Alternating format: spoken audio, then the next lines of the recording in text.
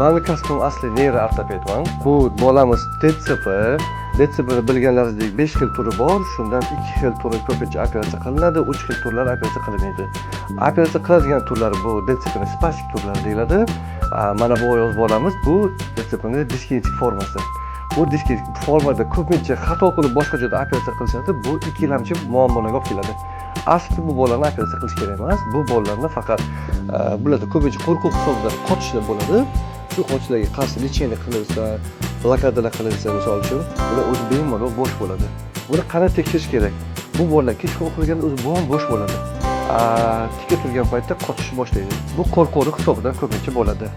Bizlar neyroortopedlar nima qilamiz? Bunaqa bolalar ko'pincha bizlar botulin terapiya bor. Botox deymiz, o'sha neyronokslar o'zbekistonga kirib kelgan. O'shalarni to'q mushaklarni головкалariga qilib, qo'l oyoqlarni bo'shatirsa bo'ladi. Bo'shashlik hisobiga mamlaqa tortishlar hammasi ketadi. Oyoqlari bemalol bo'shaydi.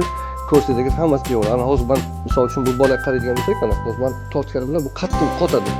Bu kechqurun bunday qo'ysa, bu yoki bo'sh turganda bemalol bo'shaydi. Tortsangiz o'zini oyoqlar, qo'llar bemalol tovonlardan beradi. Hech qanaqa tortish yo'q. Lekin ko'pchilik buni farq qilib, mana tortyapti oyog'ini, operatsiya qilish kerak, bo'shashtirish kerak deyshadi. Ular o'zi bo'shaydi. Ular oddiy spidnovakan blokada qilib ko'rish kerak, ili neyronoksol, botox taksiya qilsangiz, bu bola o'zi bo'sh bo'lib, sog'lom bo'lib